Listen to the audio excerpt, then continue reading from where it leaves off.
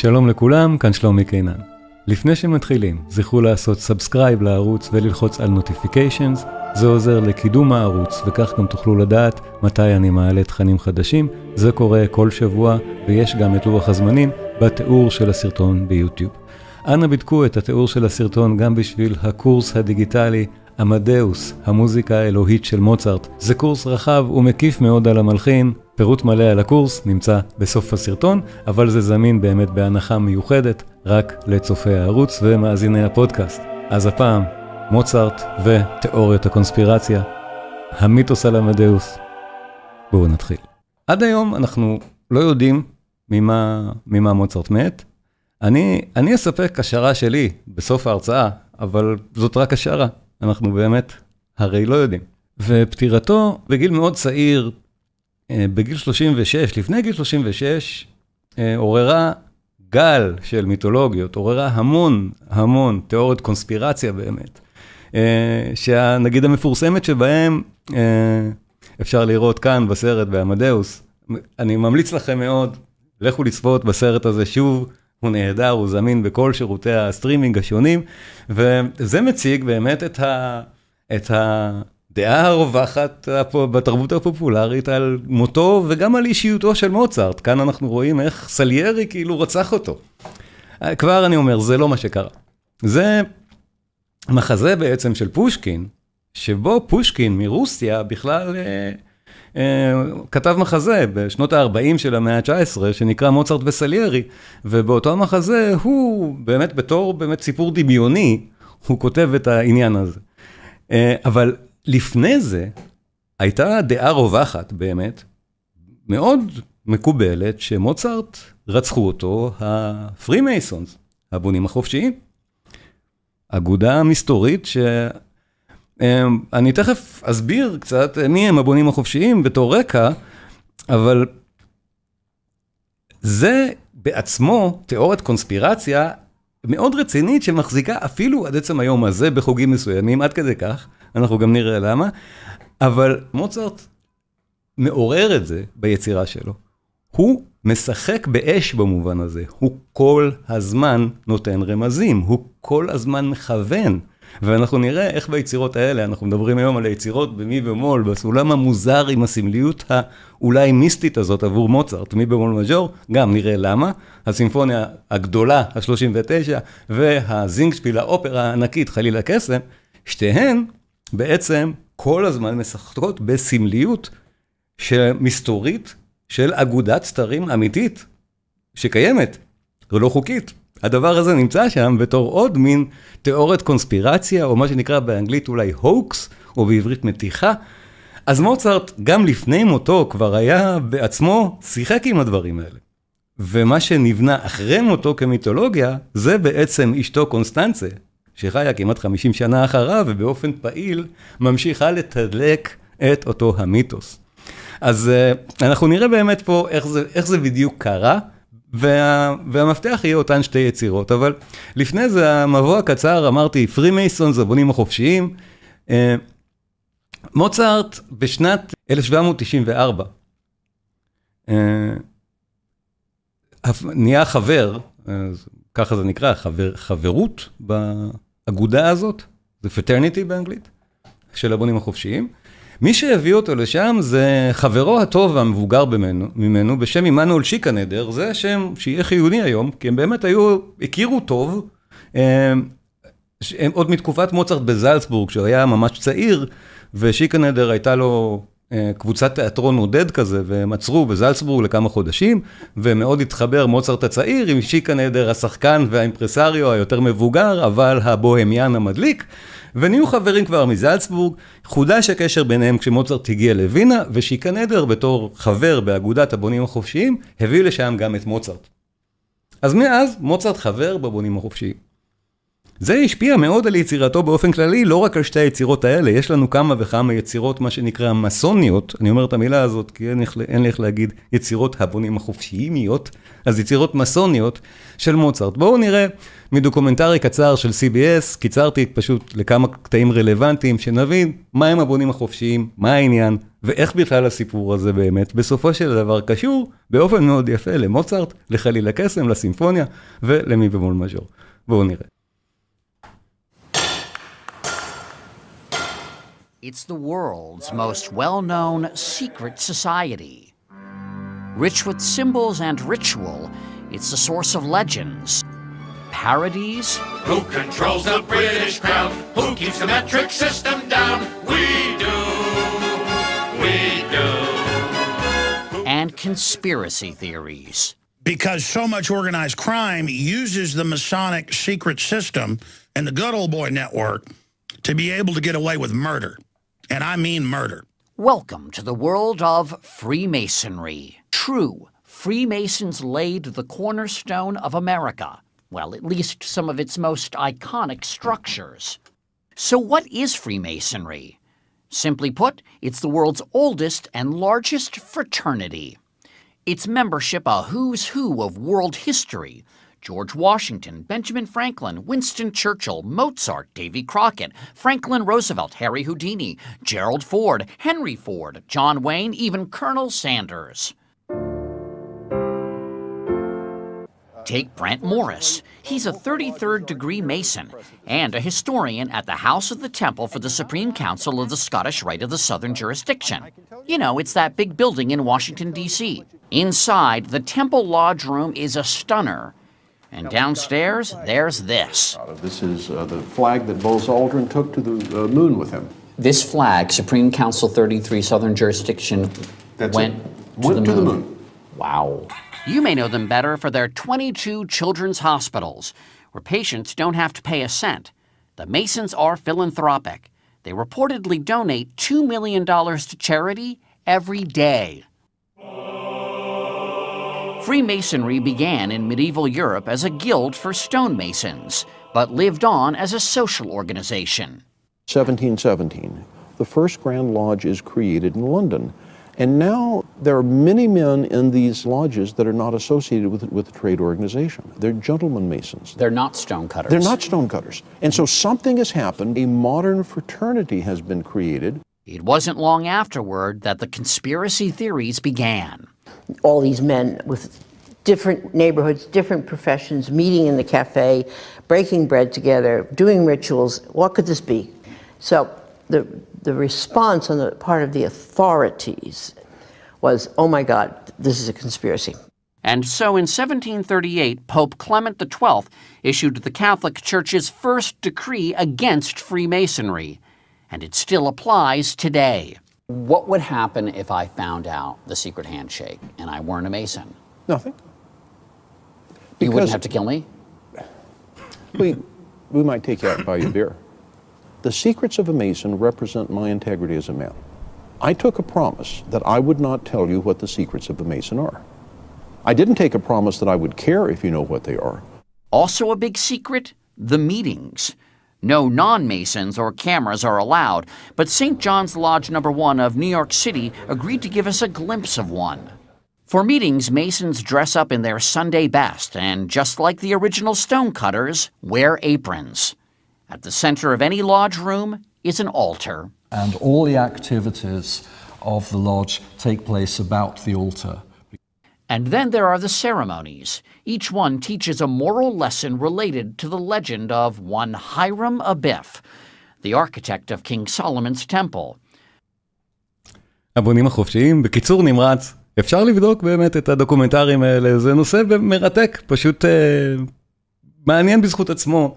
הקשר המוצרטי פה הוא באמת מה שמעניין אותי ואותנו כאן עכשיו, כי מוצרט בונה חופשי ומלחין כמה יצירות ידועות בתור נגיד קנטטות מסוניות ודברים כאלה, אבל בסימפוניה ה-39, שהיא יצירה ענקית, במובנים מוצרתיים לפני המהפכה של ההירואיקה של בטהובן, דיברנו גם בפעם הקודמת, זו אחת מהשלוש הגדולות, 39, 40, 41, יש שתי הרצאות שנתתי לכם לפני חצי שנה על ה-40 ו-41 של מוצרט, זו האחות השלישית שלהם, הראשונה בסדרה, במהלך חודשיים הוא הלחין את שלושתן, אבל במהלך חייו של מוצרט, לא שמו לב כל כך ליצירה הזאת, וגם לשתי אחיותיה, גם ל-40 וגם ל-41, הן פשוט לא בוצעו כנראה אף פעם, כנראה, אנחנו לא יודעים בדיוק, אבל בכל מקרה, מוצרט כנראה, אני אדבר על הנסיבות, דיברתי עליהן גם בהרצאות ההן, אבל אף אחד לא שם לב לסמליות, כי היצירה פשוט לא בוצעה.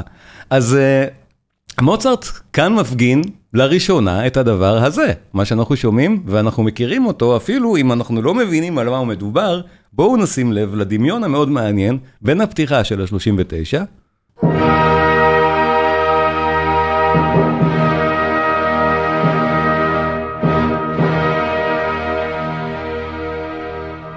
לבין הפתיחה של חליל הקסם, 3 שנים אחר כך.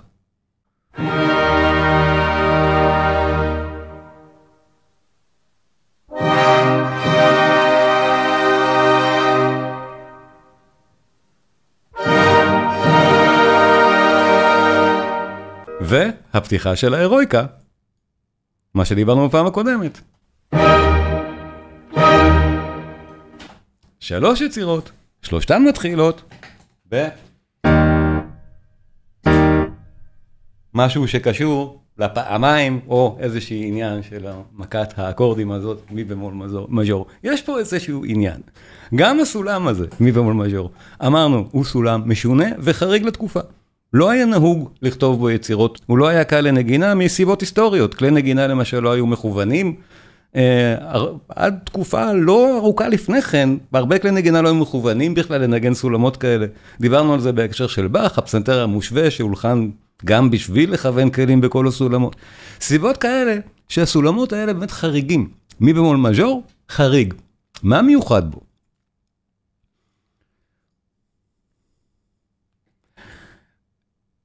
כך הוא כתוב. יש בו 3 כאלה, 3 במולים.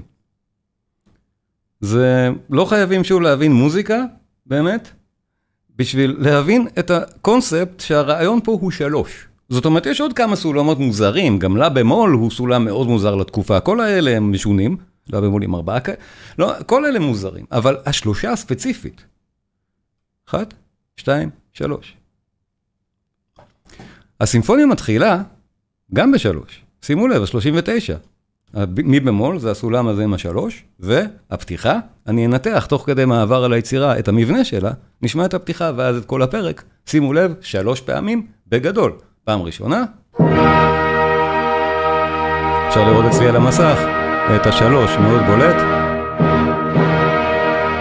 זה היה 1, 2,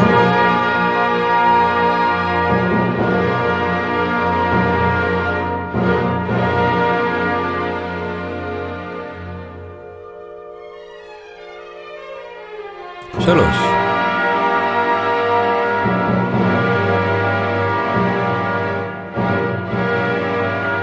אם לא הייתה חליל הקסם, קשה להגיד אולי שזה אומר יותר מדי, יכול להיות שזה צירוף מקרי. סולם יוצא דופן מאוד מוזר, שכמעט לא מלחינים בו, מוצרט, באמת אפשר לבדוק איזה יצירות הולחנו בסולם הזה, זה מאוד מעניין, אני נדבר על זה.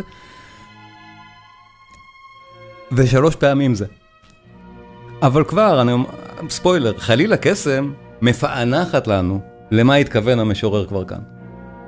כי שם הוא מאוד ספציפי באפליקציות של המי במול מז'ור ושל השלשות האלה, שהם סמל מסוני מובהק. המספר 3 בדת או בקלט המסונית מקביל למספר 7 ביהדות. זה מה שהוא מסמל. הפתיחה הנפלאה של הסימפוניה, אנחנו עדיין בפתיחה, עדיין לא הוצג הנושא הראשון. אמרנו, זה אחת מה3 מהסימפוניות הענקיות האלה של מוצרט, 39, 40 ו-41, וזו הפתיחה הגדולה של המכלול של ה3 האלה. ובאמת, בטהובן לקח מפה את הדף מהספר של מוצרט לא רק בסולם, אלא גם מבחינת להגדיל את הפורמט. הסימפוניה הזאת, הפרק הזה הוא כבר ארוך, גדול, מורכב, לא כמו ההירואיקה, אבל מורכב מאוד יחסית לסימפוניות של התקופה, ואנחנו תכף נראה, אנחנו עדיין בפתיחה, בדיסוננט מאוד מוזר. זה כבר מתחיל להישמע מאוחר, כמעט בטהובני.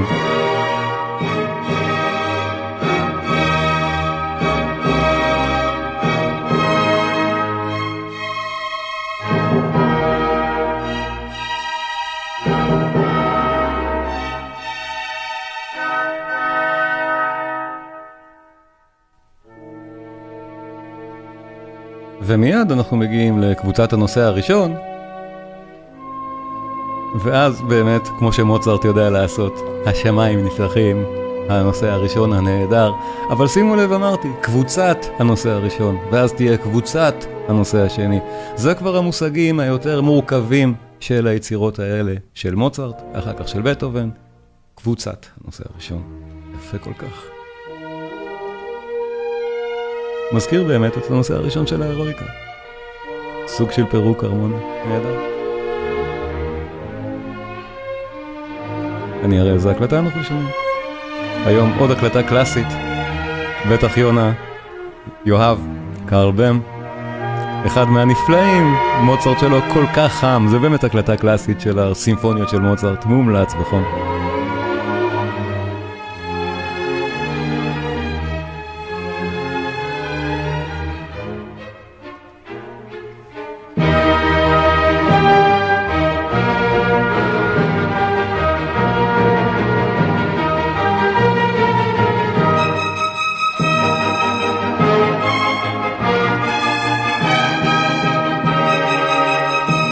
אז אנחנו כן, שומעים פה כבר קצת דרמה פרוטו-בטהובנית.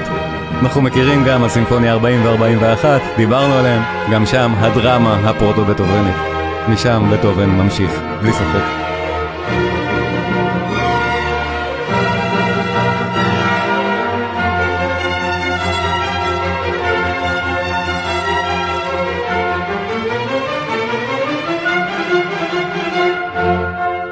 וקבוצת הנושא השני.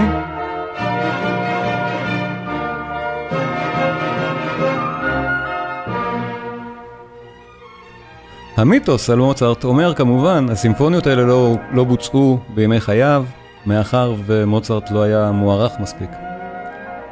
זה מה שאנחנו בתרבות הפופולרית מכירים עליו, ושוב, זה אותה מיתולוגיה שנרמזת נגיד בסרט כמו אמדאוס, וזו בדיוק אותה המיתולוגיה שאשתו קונסטנצה ביססה על המלחין אחר כך, בשביל לייצר את המיתולוגיה הרומנטית עליו.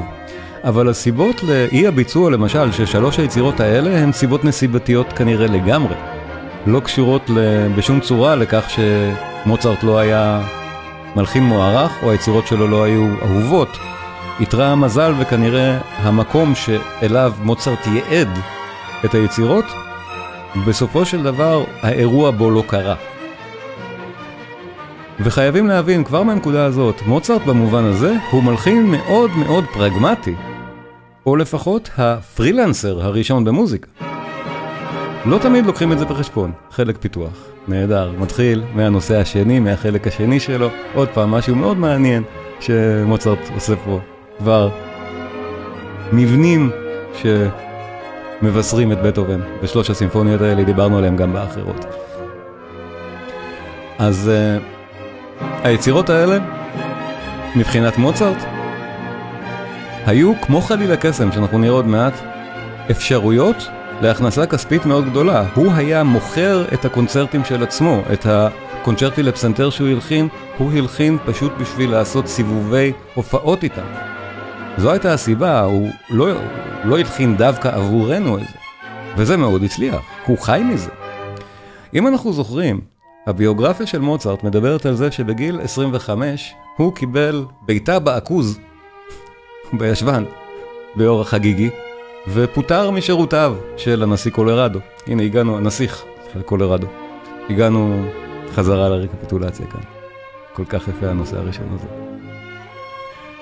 אבל הוא קיבל את אותה ביתה בעכוז כי הוא רצה ללכת. קולורדו לא רצה שהוא ילך, קולורדו. מוצרט רצה להיות עצמאי. וחלק מהדיל להיות עצמאי זה להלחין סימפוניות בשביל וניו, ואז להרוויח מזה כסף במחירת כרטיסים, ואלה הסימפוניות.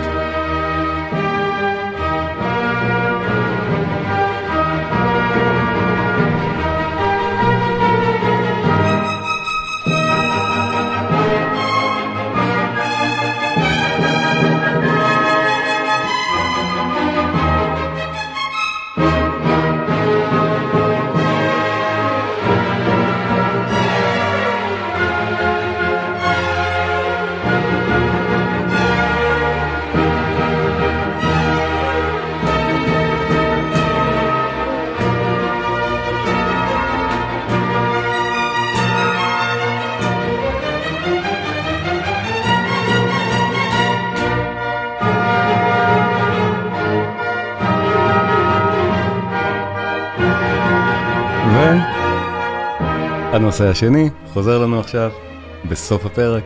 פרק נהדר של סימפוניה נפלאה, אחת הגדולות, ה-39 של מוצרט, יצירה שראוי להקדיש להרצאה שלמה, כמו האחרות, אבל היום אנחנו בהקשר של מי במול מז'ור ותיאוריות הקונספירציה הנובעות מכאן. מדוע מוצרט מלחין יצירה כזו בסולם הזה, ומה פשר השלוש האלה.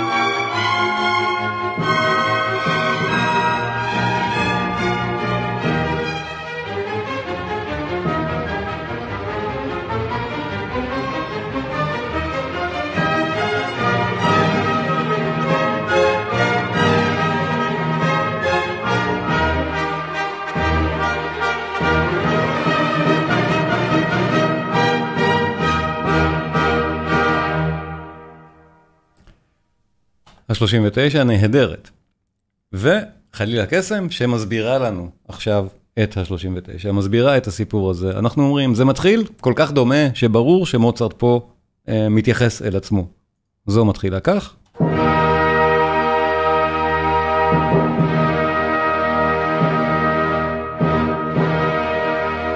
חלילה קסם מתחילה כך.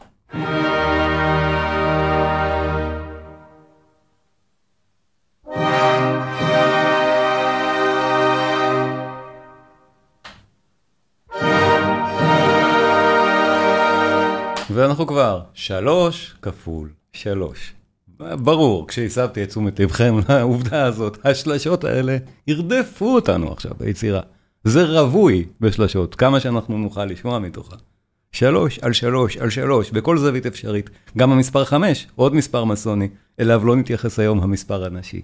אבל מוצרט באמת, אם חלילה קסם, אם הוא לא היה מת בגיל כל כך צעיר, חודשיים אחרי הבחורה של חלילה קסם, היינו דבר אחד בטוח, הרבה מאוד ספקולציות, אפשר להגיד מה היה קורה עם הרקוויאם, והכל זה ספקולציות. דבר אחד בטוח, זו הייתה נקודת המפנה בחייו, חלילה קסם. מהסיבה הפשוטה שפה הוא פשוט היה מרוויח המון כסף. סוף סוף. המוזיקאי הפרילנסר הראשון, שבעט את עצמו בעקוז מקולורדו, פה סוף סוף קיבל את עסקת חייו מהחבר הטוב שלו, שיקה נדר.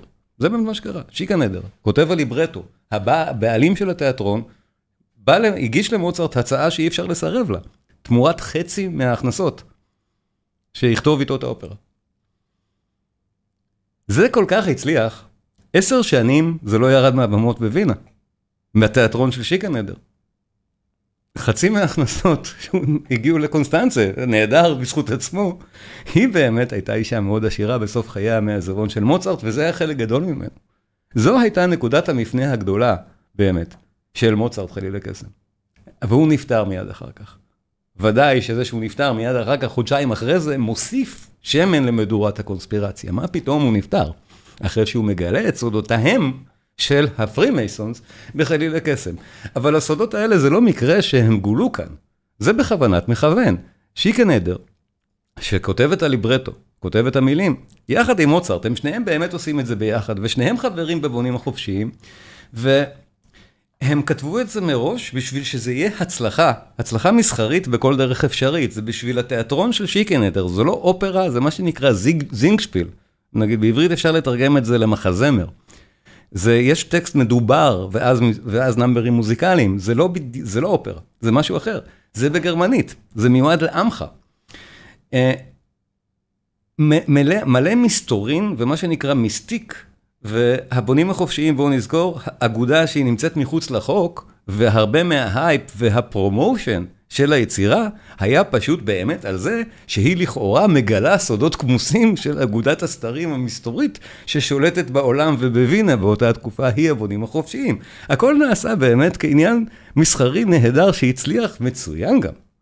אם מוצרט לא היה מת. זה באמת היה נפלא, פשוט אחד מהתרגילים הנהדרים שיש.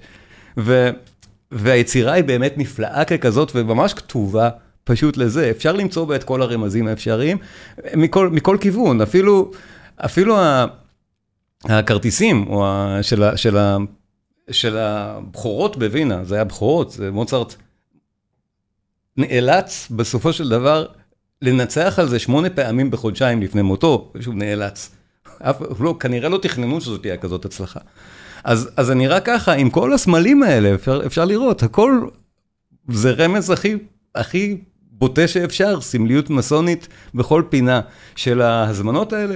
גם היום, דרך אגב, חליל הקסם מועלת, ואנחנו מוצאים את הפירמידות, את כל הסמלים המעניינים האלה של הבונים החופשיים, כמו שראינו בסרטון הזה, אני תוך כדי אעבור על עוד כמה אימג'רי כאלה, מהסוג המסוני הזה. אז כן, זו היצירה, והיא מראש מיועדת לזה. עכשיו בואו נראה איך מוצרט באמת עושה שם, ואיך הוא מבסס את מי במול מז'ור, כהיותו הסולם, במקרה הזה המסוני, אבל דרך האופרה הוא מעביר גם מסר.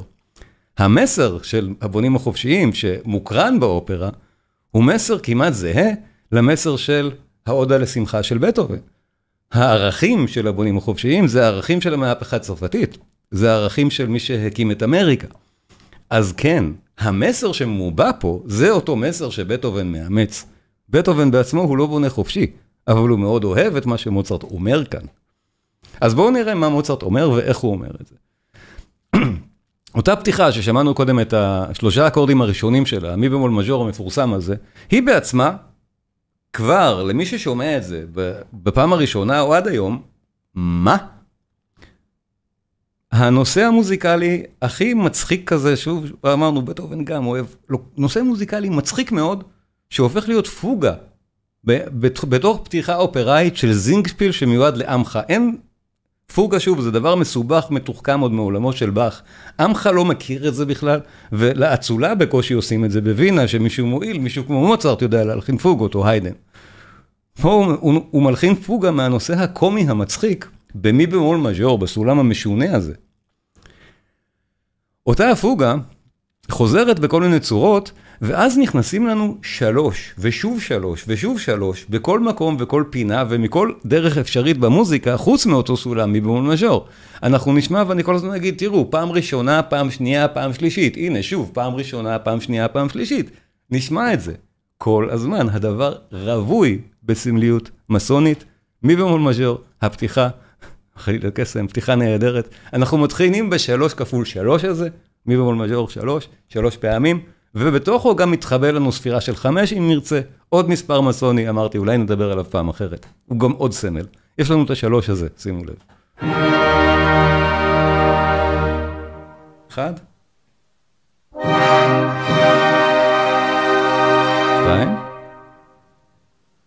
3.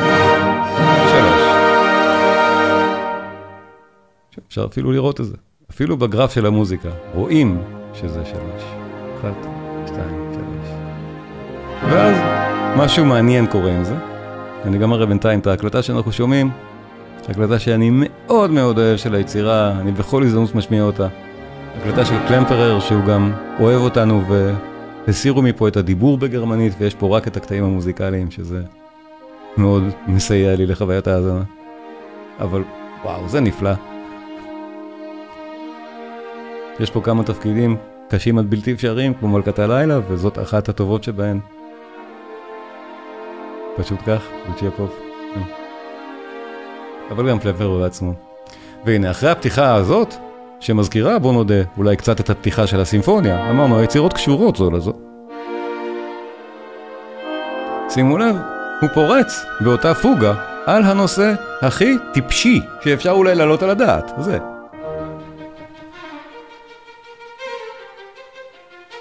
נשמע כמו משהו מאופרה איטלקית, אבל מיד זה פוגה. סיבוך כל כך גדול. קול שני, וקול שלישי תכף ייכנס. זה זר לעולם הזה. קול שלישי. שימו לב, בהירואיקה, בטהובן עושה תרגילים מאוד דומים. מכניס פוגה, כמה? נהדר, קול רביעי. מוצרט מתייחס לברוק ולבאך עוד כמה פעמים ביצירה. שוב, זה מסמל אצלו משהו מאוד מסוים של דת ושל סדר, כאן ביצירה הזאת. ומעניין, באמת להראות גם את זה, היום לא נספיק להיכנס לאספקטים נוספים של היצירה, אבל בהזדמנות אני מבטיח שכן, התייחסויות אחרות לבאך כאן, ובכלל למוזיקת ברוק. ועכשיו, קבוצת נושאים שנייה. הפתיחה הזאת בנויה בצורה שמאוד מזכירה צורת סונטה, קבוצת הנושאים השנייה. עכשיו שימו לב, זה נגמר כאילו 3 פעמים. זה נגמר פעם אחת, נגמר פעם שנייה, וזה נגמר באמת רק בפעם השלישית. שימו לב.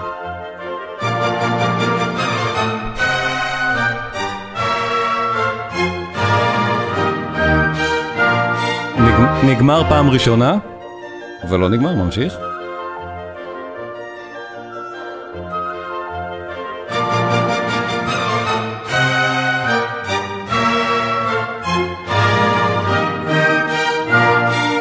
נגמר פעם שנייה, וברור, זה ייגמר באמת פעם שלישית, כשבפעם השלישית שזה נגמר, זה נגמר גם ב3 תרועות חזקות, ב3 אקורדים חזקים. שימו לב, 3 על 3.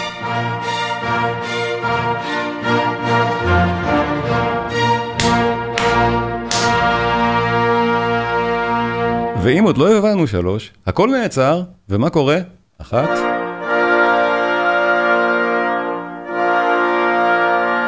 אפשר לראות אצלי. 2.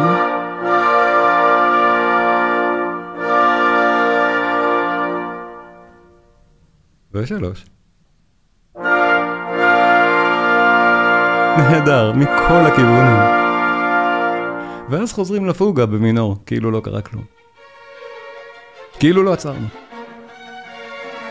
והתרגילים האלה עם הכאילו לא עצרנו גם יקרו הרבה מאוד פעמים במהלך היצירה, שוב בעניינים דומים של להכריז את 3, את הסמל המסוני שמקביל ל7 ביהדות.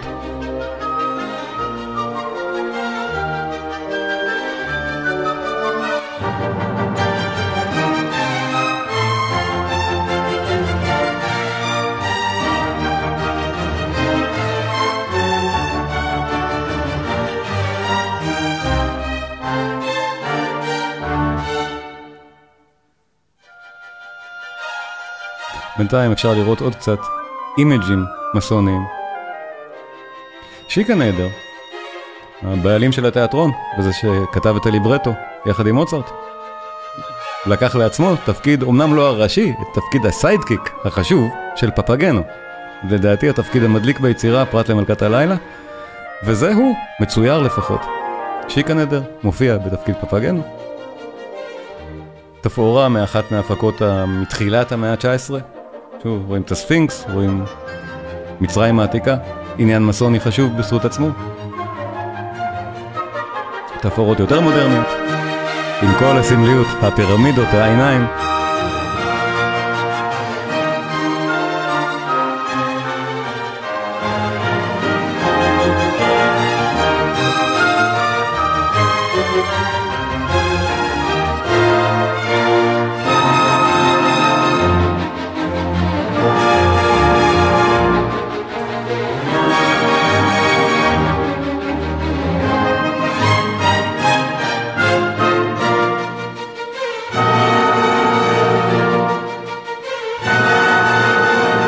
וזהו, אנחנו זוכרים. זה נושא כל כך קטן ומצחיק, במי במול ומה נהיה ממנו.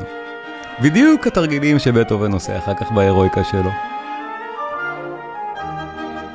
והרקפיטולציה של הפרק, של פתיחת היצירה, במי במול, ואנחנו חוזרים עם כל החזרות האלה, וברור שזה גם ייגמר ב3 על 3 על 3, 3 פעמים של 3. אני אתן לכם לספור את הדקה האחרונה, תספרו לבד את 3 שיש פה.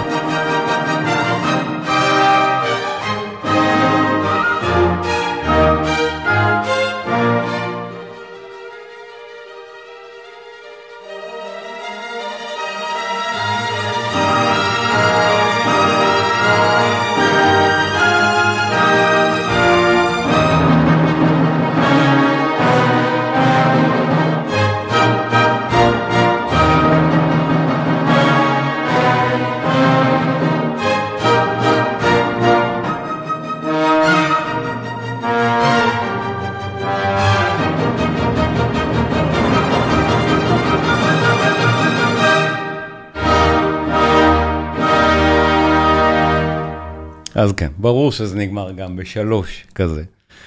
אבל באמת היצירה רבויה בכאלה, בכל פינה, איפה שצריך ואיפה שלא צריך, ומוצרט עושה את זה במפגיע. אמרנו, המי במול הוא מוזר, לכן הוא מסמל משהו. אם הוא לא היה מוזר, לא היה שמים לזה לב. בגלל שזה חריג, לכן שמים לזה לב. אז כל פעם, גם שדבר בנוי, ויש מין אקסטנשן, משהו חריג במוזיקה, יש לו משמעות. למשל, לא נשמע את כל הקטע, אבל האזינו ליצירה כולה, ושימו לב לכל הרמזים האלה לבד. קטע שנקרא מאוד מצחיק בזכות עצמו, שבו פפגנו סותמים לו את הפה, והוא שר ההומור של שיקה נדר ומוצרט, חייבים להבין למי היצירה הייתה מיועדת, לתיאטרון עממי.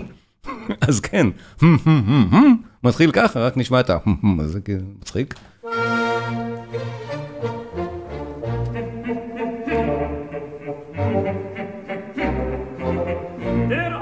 אז כן, הוא צריך לשיר.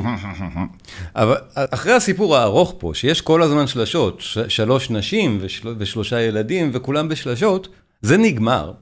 ואז זה ממשיך פשוט בשביל 3. זה נגמר במילה אבידרזיין, להתראות, כי צריך להגיד להתראות, אבל הם צריכים להיפרד בצורה מאוזנת.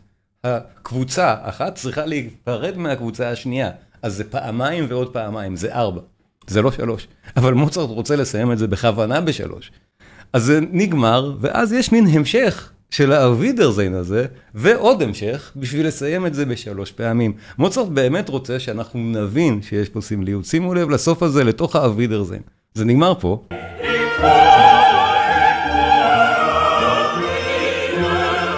ואז אבידרזיין, להתראות.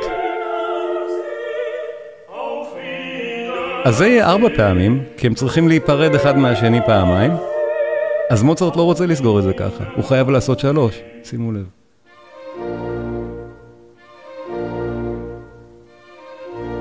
זה ממש להגיד לנו, שימו לב, זה 3. זה פשוט ככה, באמת. ושוב, בטהובן שם לב לכל הדברים האלה. בטהובן יודע לקרוא את הדבר.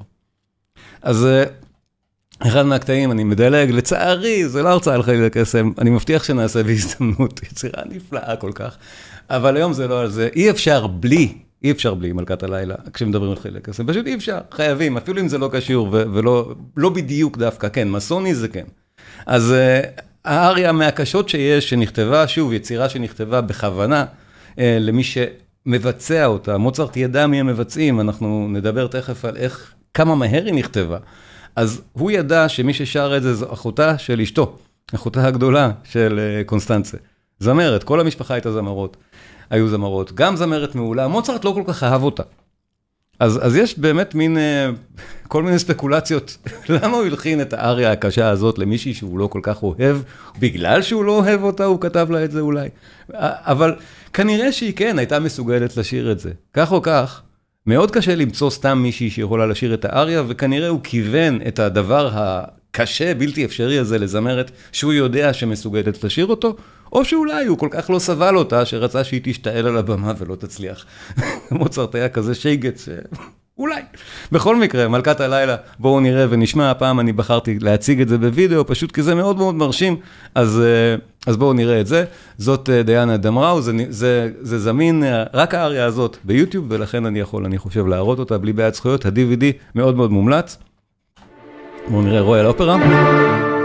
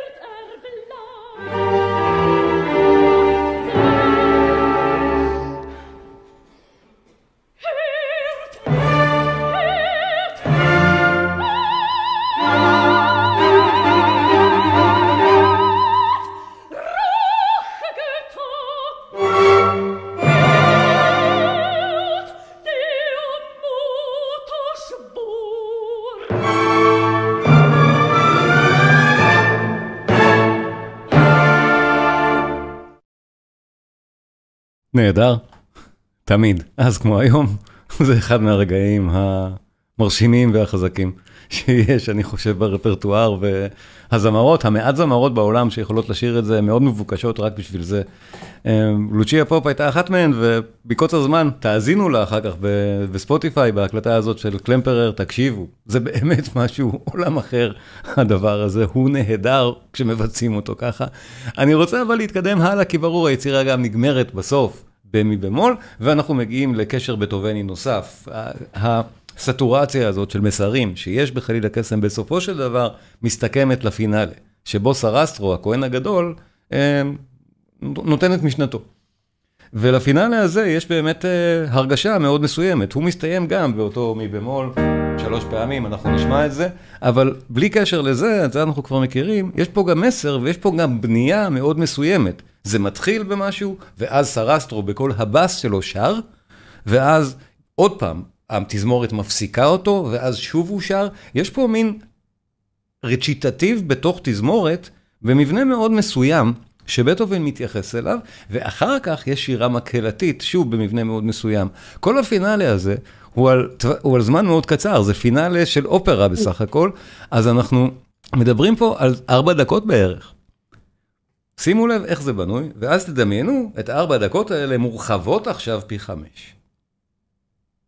זה מה שבטהובן עשה מזה. בואו נשמע את הפינאלה, אני אראה את המילים גם.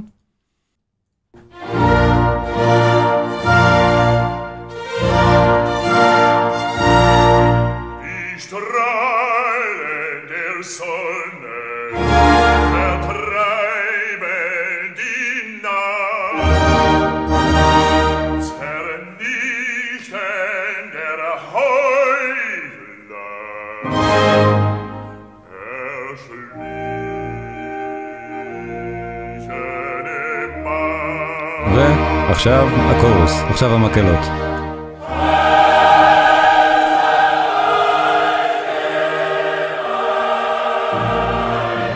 אם מישהו חושב התשיעית של בטהובן, הוא קצת צודק.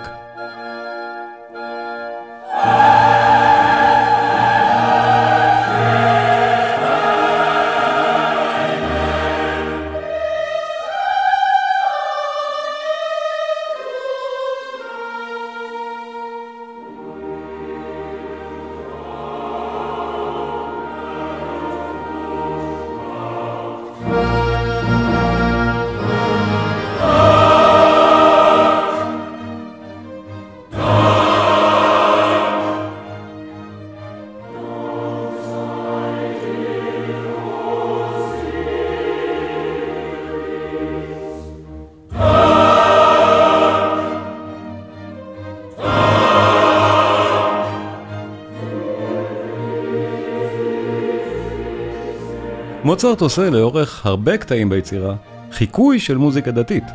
לדת לא קיימת. איזיס ואוזיריס הם כאילו האלים של הדת המסונית. אז מוצרט משתמש באמת בסגנון הזה בשביל לתאר אותם. זה נהדר.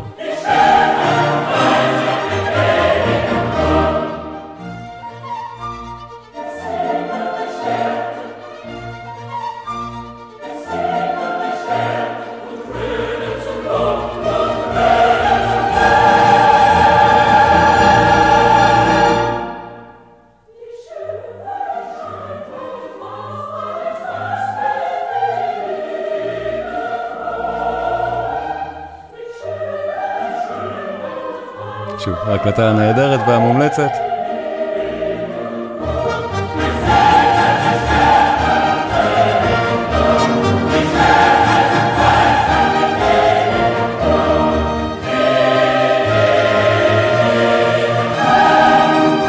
ושימו לב, אתם תשימו לב לבד בטח ל3, מי במול אנחנו כבר יודעים, נכון? אבל ברור 3.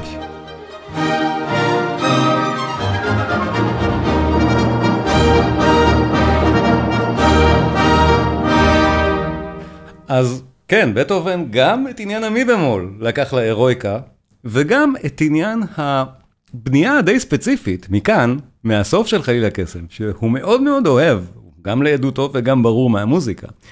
אמרתי, שימו לב להתחלה, נכון? יש לנו את הדבר הזה, ואז סרסטרו מדבר.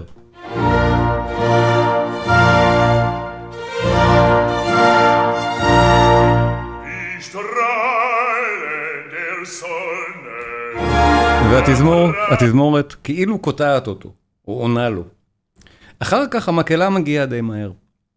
אנחנו זוכרים שבתשיעית של בטהובן, גם יש תזמורת, סולנים, ואז המקהלה, שום דבר לא קורה שם מהר, 5 דקות ועוד 5 דקות ועוד 15, אבל עדיין, אם אנחנו עושים טלסקופיזציה של הסיפור הזה, בואו נראה, התשיעית של בטהובן, אחרי ההתחלה התזמורתית, מתחילה בדבר הזה, שהוא יכול אולי להיות מקביל להתחלה של הפינאליה של מוצרט ששמענו, רק הרבה יותר רועש, ואז סרסטרו, או במקרה הזה, הבאס של התשיעית של בטהובן, שר את הקטע שלו, וגם מקבל תזמורת פתאום שכאילו עונה לו או קוטעת אותו, ובסופו של דבר אנחנו מתאפסים על הקטע היפה המקהלתי.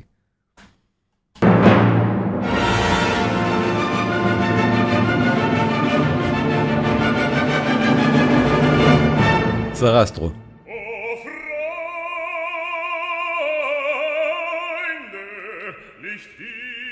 אז אצל בטהובן לוקח הרבה יותר זמן עד שאנחנו מקבלים את התזמורת עונה בכוח. זה מגיע רק עכשיו. וכולי.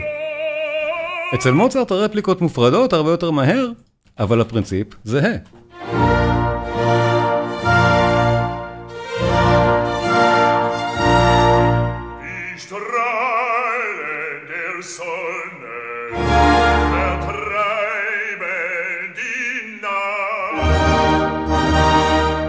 ואנחנו מגיעים למקהלה, כמובן הרבה יותר מהר. בטהובן לוקח את הדוגמאות האלה ממוצרט בצורה הכי יפה שיש, וכך הוא גם מאמץ את המסרים האלה, את המסרים בעצם המסוניים שיש בחליל הקסם, ליצירות האנושיות מאוד שלו, על אחוות בני האדם, על הומניטריות, על ליברליזם, את הדברים האלה. העבודה על חליל הקסם, וצריך להבין רגע, מוצרט, אנחנו יודעים שהיה מלחין פורה, אבל אנחנו אומרים את זה בלי תמיד להבין מה זה אומר, מלחין פורה כזה.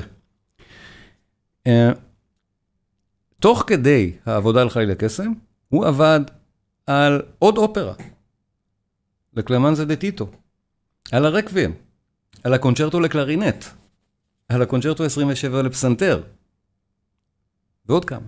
אבל זה מספיק, בחצי שנה. כמה שעות אדם יכול לעבוד ביום? כמה ימים בכלל יש? הוא גם צריך לנצח על זה. בואו נזכור, האופרה הייתה להיט ענק. במקום הופעה אחת בשבוע, קונצרט אחד בשבוע, יש 2. מוצרט מנצח. מוצרט עובד גם בזה, תוך כדי זה שהוא מלחין את הרקוויאם ואת שאר היצירות, הקונצ'רטו לקלרינט, הוא גם מנצח על היצירה, וגם חודשיים של חזרות אינטנסיביות לפני זה. היצירה בסך הכל חודשיים לפני שעלתה על הבמה, הם התחילו לעבוד עליה. מוצרט התחיל להלחין אותה, וגמר תוך חודשיים היא כבר הייתה על הבמה. זה לא יאמן לבד, ותוך כדי זה להלחין גם את הרקוויאם ואת הרשימת מכולת שאמרתי קודם. השאלה, ממה הוא מת, הופכת להיות, אני חושב, יותר פשוטה למענה כשלוקחים את הדברים האלה בחשבון.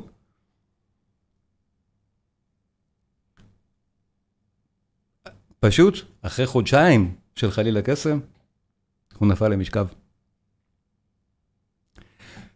הרקוויאם, כידוע, הוא לא סיים. המיתולוגיה נבנתה אחרי זה. והרקוויאם יש לו חלק עצום במיתולוגיה, ועל זה באמת שיחה לפעם אחרת, דיברתי איתכם על הרקוויאם, אפשר גם, אולי נדבר עליו עוד פעם, אבל רק באמת לסיים, באחד מהרגעים המרגשים על הקרימוזה מתוך הרקוויאם, כמובן וכרגיל, האמן בסוף, שהוא לא של מוצרט, אנחנו יודעים את זה. מוצרט לא מלחין ככה. על הקרימוזה נגמרת, באמן מאוד מאוד מאוד בנאלי. נגמרת ככה.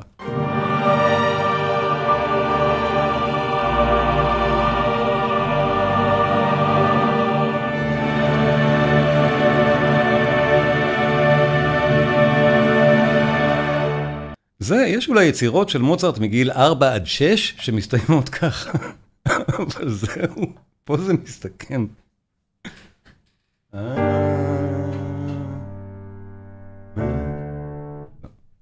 מוצרט הלחין פה פוגה שלמה, שבשנות ה-60 גילו, שנות ה-60 של המאה ה-20 גילו, שהייתה כנראה אמורה להיות כאן. זוסמאייר שהשלים את היצירה, כי קונסטנצה רצתה שהיצירה תושלם, ושתוכל להימחר, שוב, הדברים האלה הם מה שהנחו פה, את הסיפורים האלה. גייסה תלמיד שלו, את זוסמאייר, שישלים את זה עבור מוצרט, וטביעות אצבעו ניכרות מאוד בפרק כמו זה על הקרימוזה, שכידוע מוצרט לא סיים וזוסמאייר השלים. החלק הזה ודאי שהוא זוסמאייר. חוץ מזה, מה מעל הקרימוזה מוצרט ומה לא? לדעתי, הרוב המכריע כן. וזוסמאייר לא אמר פה את האמת. זוסמאייר השלים לדעתי רק את הסוף הזה. לדעתי. בואו נשמע את הקרימוזה לסיום.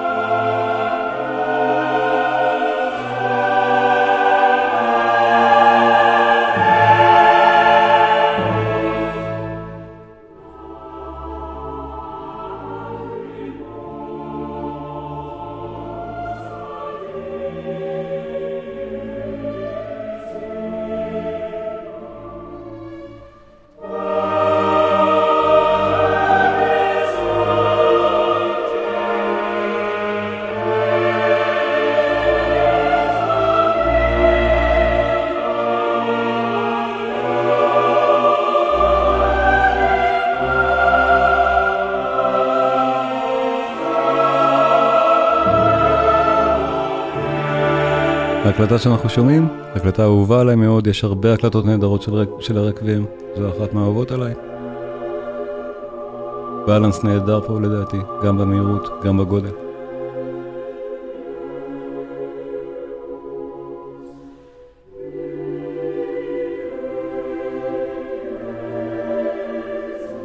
מארינה. נהדר כאן.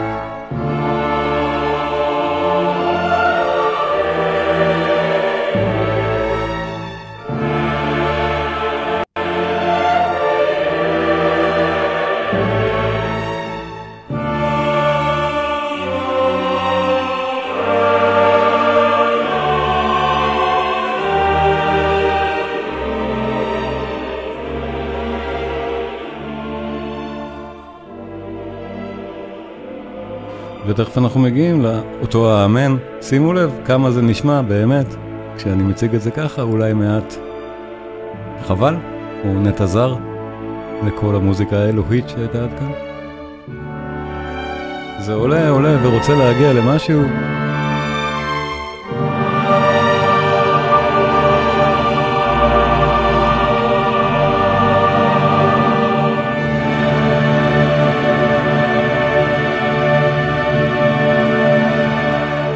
עדיין זה כל כך יפה.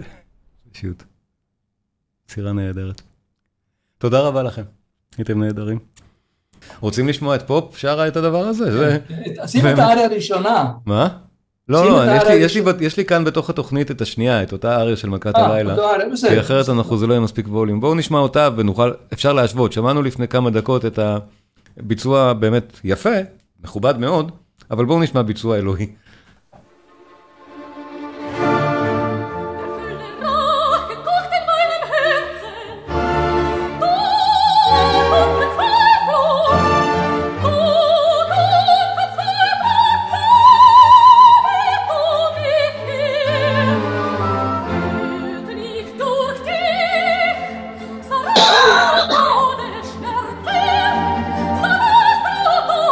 Schmerzen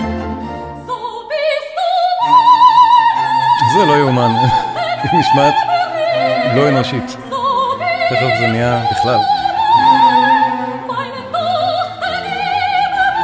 הנה, עכשיו. אוי ואבוי.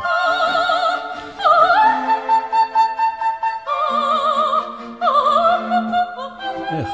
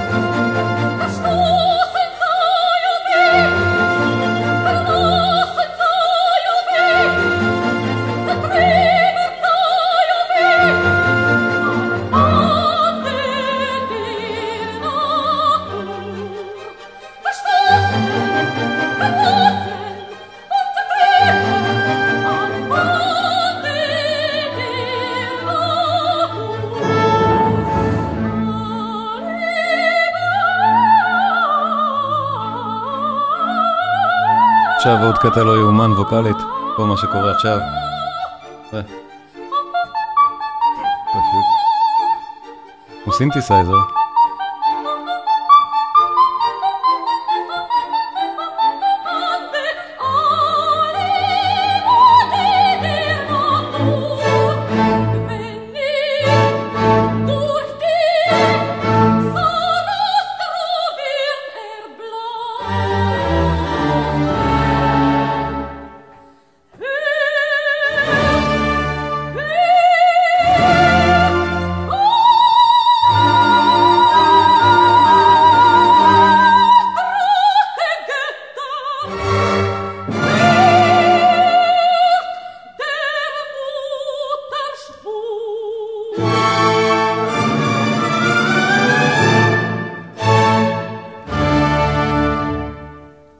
לפני שנפרדים, אני רוצה להמליץ לכם מאוד, אם נהניתם, להעמיק יותר במוצרט, במוזיקה שלו, ביצירות שלו, באופרות הנהדרות שלו, ניתוחים נפלאים של מוזיקה מהנפלאה ביותר שיש, אז באמת מחכה לכם הקורס הדיגיטלי, עמדאוס, המוזיקה האלוהית של מוצרט.